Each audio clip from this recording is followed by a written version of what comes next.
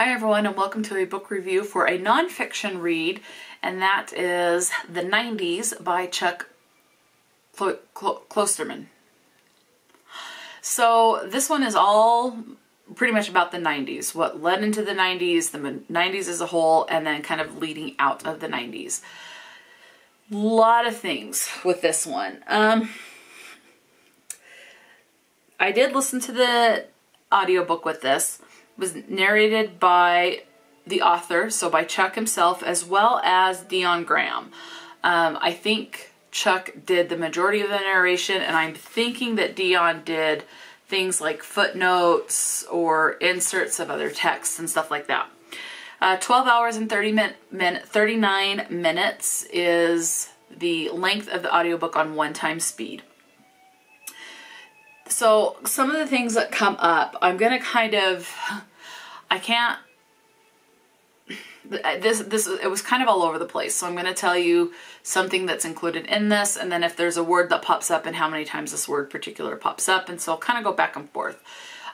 As I enjoyed it, I thought it was very interesting. I ended up giving this 4 stars, and I do want to check out more books by this author. I thought it was very much done in almost a conversational manner. It did not feel like a textbook. I hate it when they feel like a textbook. So I enjoyed it. I thought it was really good. Now, I was born in 1983, so the 90s was a very big part of my life. I started out as a child into the 90s and left the 90s as a teenager, if that makes sense. So it was a very big part of my life and trying to form a bit of my identity and things like that. So I have fond memories of the 90s and the nostalgia of the 90s and stuff. So let's go on this. One of the things that it touches on is Black culture. I did find that very interesting, as well as gay culture. So you do have a little bit of that, of how things were kind of viewed in a negative light to where they're more, to turning to where they're more in a positive light, or how they were viewed more in the 90s. So it is touched. Black culture and gay culture is touched, but it is very minimally, I would say, but it is in here. Computer, stop.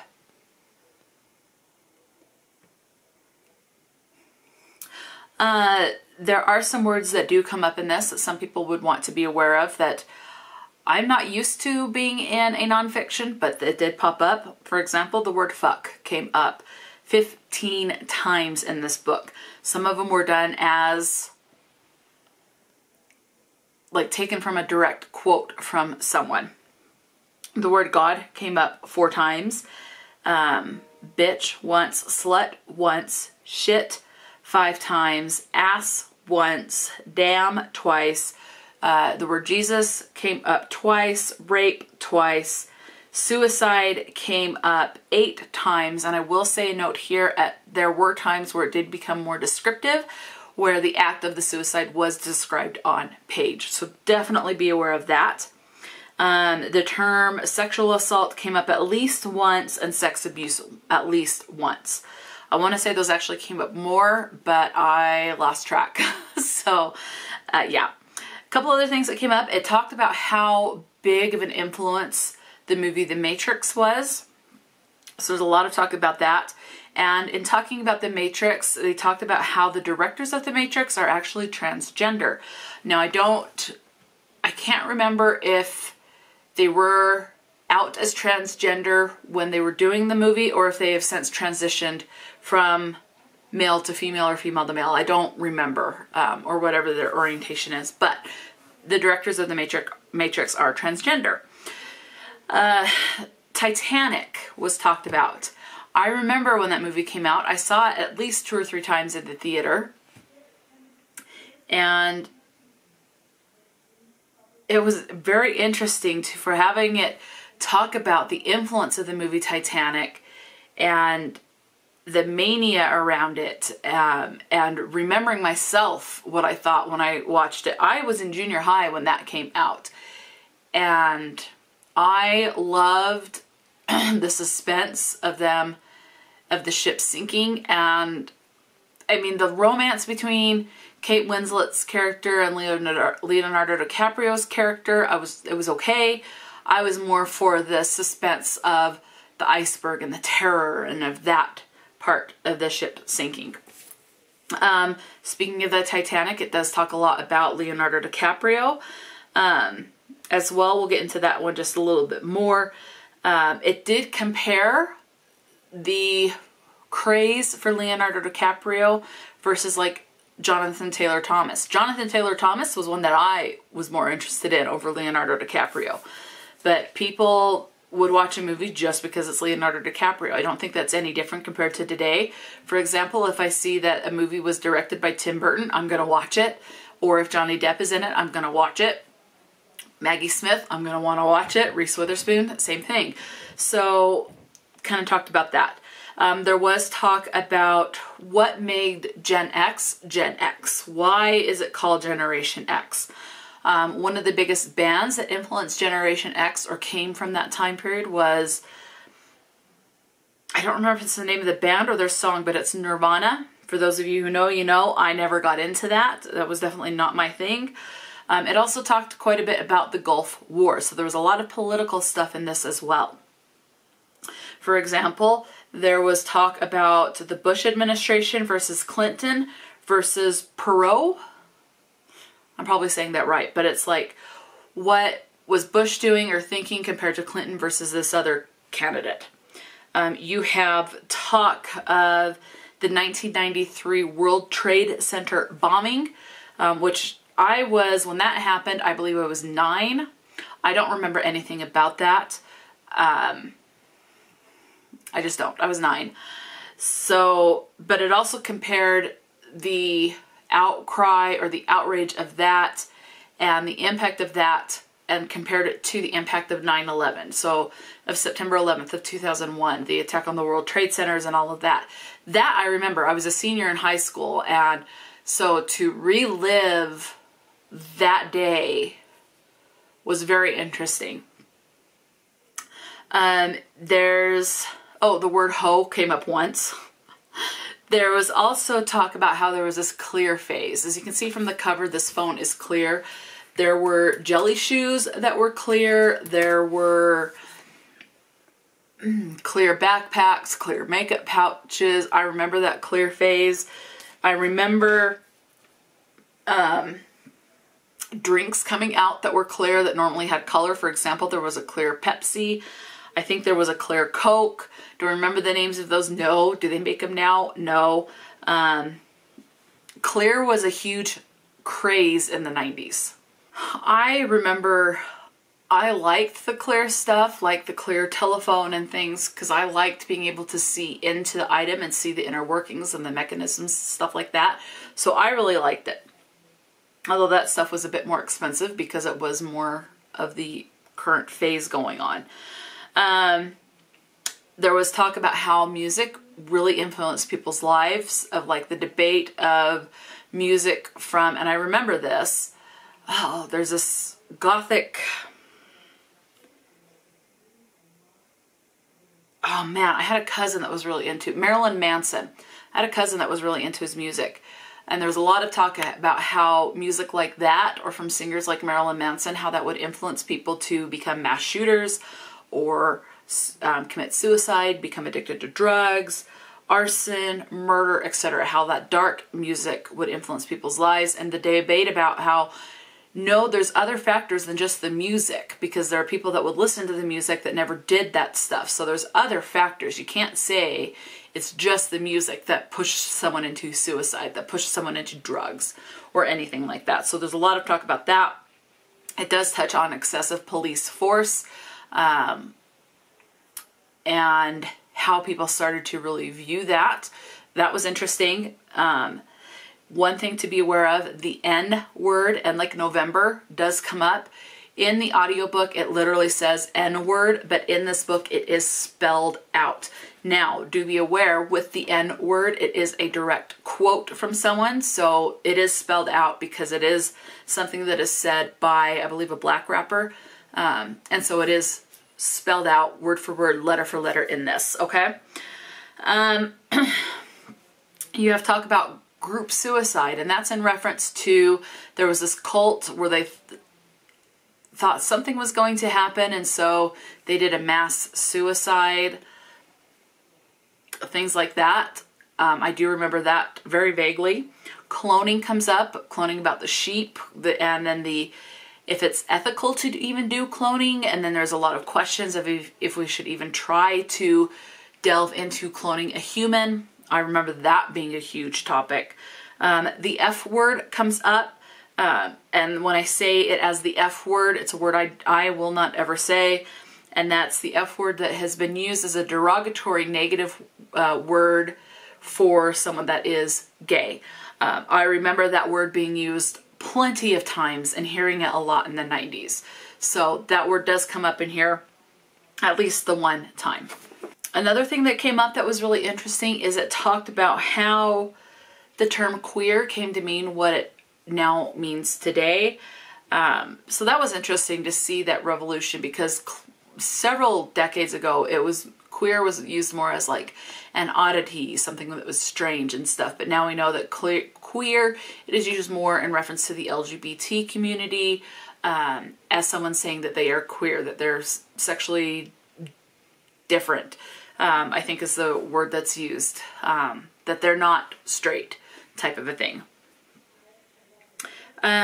You do have there's a description of a movie, and that it was a little uncomfortable to read the description of this movie.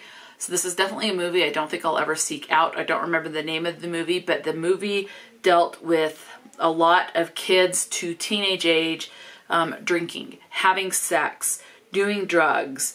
And I think what made it that much more uncomfortable is it said that this movie was done with non-professional actors. So that made it that much more uncomfortable to read about. One of the other things that I did find interesting was that Chuck does touch on political correctness and how the term political correctness and using certain words and terminology became more negative, and how you should use something else like Happy Holidays instead of Merry Christmas or Happy Hanukkah, that you use Happy Holidays. So how political correctness started to increase and take off in the 90s. This was interesting. You had an increased want and desire for females to talk about their sexual experiences and their longings and desires regarding sex. One of the things it talked about is how a male singer will put out a song that's considered a breakup song, and people are like, oh yeah, that's catchy, I like that. But then if a female like Taylor Swift does a breakup song, people nitpick and be like, who is this written about? It's like the man writes a breakup song just to write about breakup in general, but as a world we go, the woman wrote about a breakup song, what man did she write this about?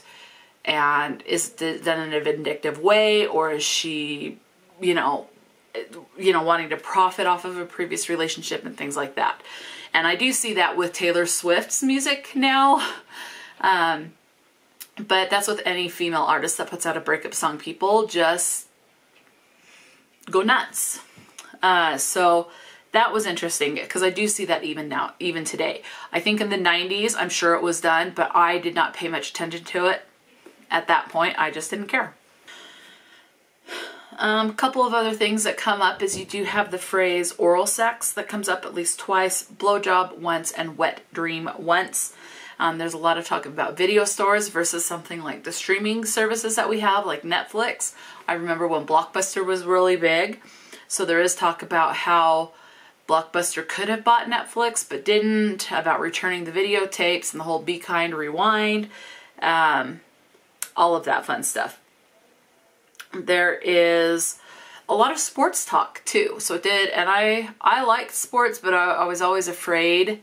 And this is just my thinking of growing up undiagnosed with the autism, of how I struggled to correlate certain things or things like that. But at least in my life, women's sports were not really talked about. So my thinking was that sports are too masculine and are meant for boys and not girls. That was my own thinking. I think that's also the way the world was too, that something like that was meant more for the men of the world rather than the women. So I wish I would have seen more women in sports and excelling at sports. I think that would have made a big impact on my life, but that was then. When it comes to the sports, they talk, most of the emphasis is on like baseball, and it does touch on golf a little bit, more so football than the golf, but baseball is the biggest thing in this. It does talk about how the ranking of the top teams kind of evolved into the way it was and how we now know it today. So it talked about the changing of how the ranking of top teams went. And there's talk of how things were handled and reviewed when it comes to baseball versus football. It actually was like, this is how they viewed that, and this is how they viewed that. Especially when it came to taking drugs like steroids and other performance enhancers, of how some sports places didn't test to hardly ever tested to where they were more rigorous with it. So that was interesting. The word hell came up twice. The couple of other things, we do know that the 90s really took off with the internet and doing research online. It did touch on Napster and Livewire, of how someone would buy something and then share it. And there was a lot of concern of talk about how that's pirating. I remember that being a huge deal, and that's when I really learned in the 90s what pirating was. And I was really warned and by the media and like teachers in school and stuff, to avoid things like Napster and Livewire. Otherwise I could end up going in jail and having to pay thousands upon thousands of money in fines. And that scared the crap out of me. I did not want to go to jail. So I avoided that stuff. One of the other things that I found interesting and very nostalgic to read about was the section that talked about how there was a lot of talk of how people were more punctual in the 90s because you couldn't send a text or call someone when you were out of the house to say, I'm going to be late for something. Whereas now we have our cell phones that go everywhere with us. But in the 90s, it was a landline. And that's pretty much it. Some houses would have more than one landline, you know. But for the most part, most houses had one phone number, one landline. But now we all have a cell phone pretty much. So there was a lot of talk about how that would evolve. Of how it's like if you're expecting an important phone call, you stayed home so you could hear that phone ring. Now you can go to the movies, you can go shopping, and you can just step out of a noisy store when you hear the phone ring and it's that important call. So our access to more important calls is more unlimited, and we were much more, if the phone, no one answered, then you knew someone wasn't home on the landline or something like that. I remember those days. You do have a lot of talk, a big section of this talks about the Unabomber, Ted Kaczynski, and what he believed and how he came to become the Unabomber with his beliefs and things like that, and the type of person that he was. So you do have talk about the Unabomber. You have talk of how the labels crazy, loon, and weirdos came up, which are more frowned upon now, but they were more popular to be used back then. Same thing with like the word gay. I remember in the 90s how people would be like, oh, that's so gay. And then there was this info commercial with Hillary Duff going, don't say that, that's really not good, type of a thing. Another thing about sports is you have a lot of talk about how, not only with the steroids, but why they would go on strikes or on hiatus, so that they can discuss things like income and go in negotiations and things like that. And that also included like basketball. So baseball and basketball. What else? Oh, another bombing is the Oklahoma City bombing that is touched upon in this. As far as people that are really talked about, and they have their own kind of major section, you have Michael Jackson and the allegations that came with him, with like the child molestation and stuff like that. So you have Michael Jackson, no, not Michael Michael Jackson I think is mentioned in this. I might be wrong, but I have a different Michael written down. I read it as Jackson. It's Michael Jordan. And it's talked about how Michael Jordan, it did talk to him about him being more narcissistic and him retiring from basketball and then coming back and then retiring and going to something else. And yeah, so I don't know, that was interesting. So a lot of talk about Michael Jordan. You had a good section about O.J. Simpson and that trial. Things like that. You have a lot of talk about the scandal with Bill Clinton, and how his wife stood by him, how Hillary stood by him during it all. That I remember when things hit the fan with Monica Lewinsky, but one thing I thought that was the only person he had a sexual affair with, or that he was accused of, but it turns out there were other women that came forward that he had sexual relations with or encounters with. The other big issue that came up was Mike Tyson and the ear biting. They thought it was an accident, but then they realized as the fight continued that he was purposely trying to bite his opponent. And so there was that big ol' hoo-ha. I was not into that sport, so that didn't affect my interests or anything. I was like, meh, not interested. And then again, you know, like I said, 9/11 is referenced in here and compared with other stuff like the World Trade Center bombing in 1993. But 9/11 does have its own little section, as well as the Y2K scare of how people thought the computers and everything would just shut down when it hit the year 2000. That I was in my sophomore year? Yeah, I would have been in 10th grade when that scare happened. And how it was mostly the media that blew things way out of proportion, but when with surveys and stuff, it wasn't that big of a deal and that big of a scare. So we have the media to blame for fueling the fear of the Y2K type of a thing. So that's pretty much what was in this. I did find it very interesting. Yeah, so I enjoyed it, and I thought the writing was pretty good and things like that. So I do want to pick up more work by Chuck as well. So let me know if you've read this or if you've read anything else by Chuck Klosterman. Let me know. Talk to me in the comment section below, and until next time, stay true to yourself and enjoy a good book, and I'll talk to you later.